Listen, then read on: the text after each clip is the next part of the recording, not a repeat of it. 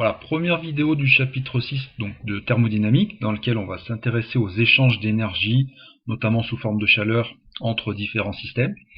Alors pourquoi commencer par une vidéo sur les gaz? C'est parce que les gaz sont davantage sujets aux échanges de chaleur que les autres matières liquides ou solides.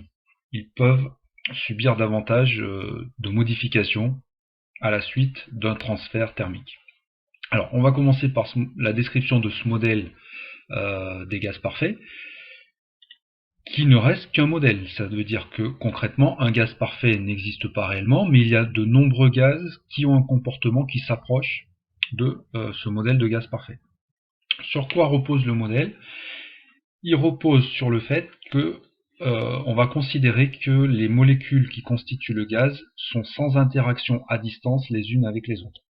Donc vous le savez, dans la description que l'on fait des gaz, les entités chimiques sont en mouvement. Ce mouvement est totalement désordonné.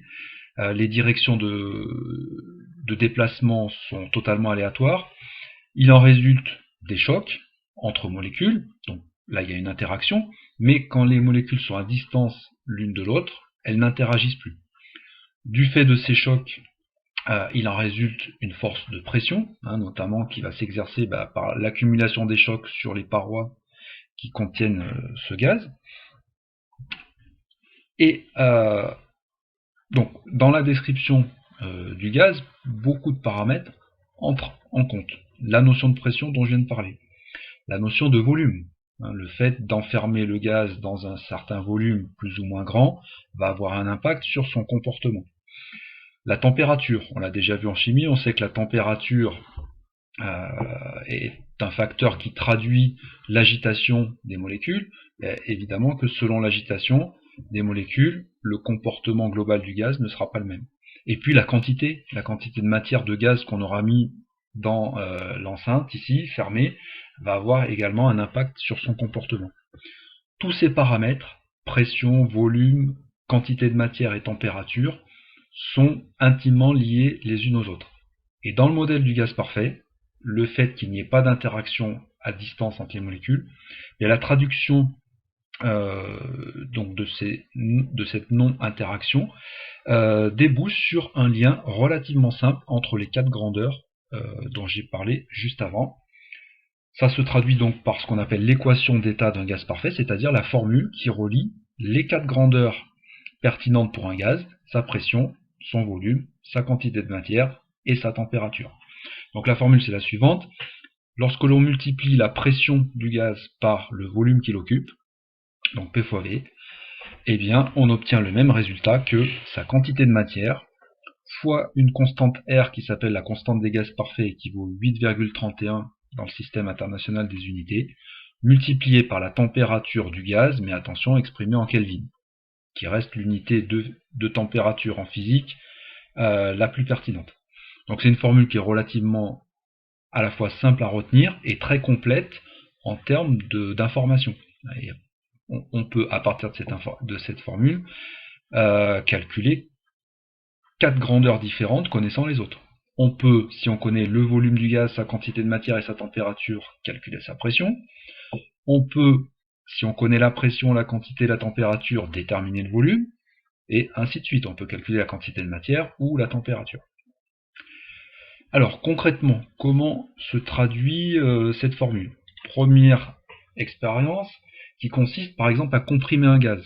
Puisque dans un gaz, les molécules ne se touchent pas, on a une certaine latitude d'action sur le volume du gaz, on peut le comprimer.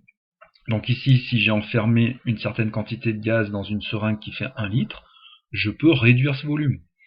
Pour faire ça, il va falloir que j'applique une pression différente, puisqu'en revenant à la formule, si j'ai envie de diminuer le volume du gaz tout en le maintenant à la même température et en gardant la même quantité de matière, eh bien si je veux réduire le volume, il faut que j'augmente la pression. Donc je peux, grâce à ma seringue, appuyer plus fortement sur le gaz, donc exercer une pression supérieure, et le volume va diminuer, il pourrait passer par exemple de 1 litre à 0,5 litres. Si j'ai envie donc de diviser par 2 le volume, d'après la formule, si V est divisé par 2, pour compenser, il va falloir que P soit multiplié par 2. C'est ce qu'on voit ici sur le graphique. Plus le volume sera important, plus la pression sera faible, et inversement. Plus on exerce une pression élevée, et plus le volume sera faible. Autre exemple d'utilisation de la formule des gaz parfaits, par exemple, en modifiant la température du gaz. C'est ce qui se passe pour une montgolfière. Quand on gonfle une montgolfière, la montgolfière, d'après le tissu utilisé, a un certain volume. On peut pas, c'est pas élastique, donc on ne peut pas augmenter ou diminuer ce volume. Le fait que ce gaz soit en contact, en interaction avec l'air extérieur, la pression également du gaz qui est à l'intérieur est fixée. Par contre, en chauffant le gaz qui est à l'intérieur de la montgolfière, on va élever sa température. Donc on va avoir pression qui reste identique, le volume de la montgolfière qui reste identique, et on augmente la température. La conséquence directe de la formule des gaz parfaits, c'est que la quantité de matière doit baisser. Donc en chauffant le gaz à l'intérieur de la montgolfière, on va en fait chasser une partie du gaz vers l'extérieur. Il y aura une quantité de gaz moins importante, donc une masse de gaz moins importante dans la montgolfière, et donc une masse volumique plus faible. Il en résulte que cette montgolfière va se mettre à flotter dans l'air, c'est-à-dire elle va pouvoir s'élever, flotter, c'est-à-dire remonter vers la surface, jusqu'à ce qu'on stabilise le système. Voilà deux applications, on en verra d'autres dans les exercices. On termine en parlant des limites, puisqu'on a dit que les gaz parfaits n'existaient pas vraiment, que certains avaient un comportement proche, donc on va voir justement quand est-ce qu'on peut s'approcher de ce modèle de gaz parfait, ou quand est-ce qu'on s'en éloigne. Donc on va s'en éloigner lorsque la pression des gaz va devenir trop grande. Lorsque les gaz sont très comprimés, ils vont avoir des comportements qui vont s'éloigner de ce modèle de gaz parfait. C'est facile à comprendre. Si on augmente la pression, ça veut dire que les molécules vont se rapprocher les unes des autres, et si elles se rapprochent, on ne pourra plus vraiment négliger leur interaction à distance, parce que les distances vont devenir très courtes. Deuxième limite, c'est si on abaisse trop la température. C'est un peu la même explication. Si on abaisse trop la température, les molécules vont être moins agitées.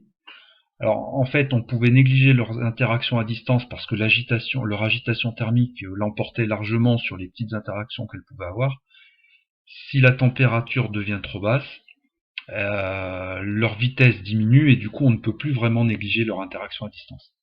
Voilà, donc tant qu'on est à des pressions raisonnables et à des températures qui correspondent aux températures ambiantes, la plupart des gaz se comportent comme des gaz parfaits. Et puis si on s'en éloigne, eh bien on ne peut plus utiliser la formule que je vous ai montrée juste avant.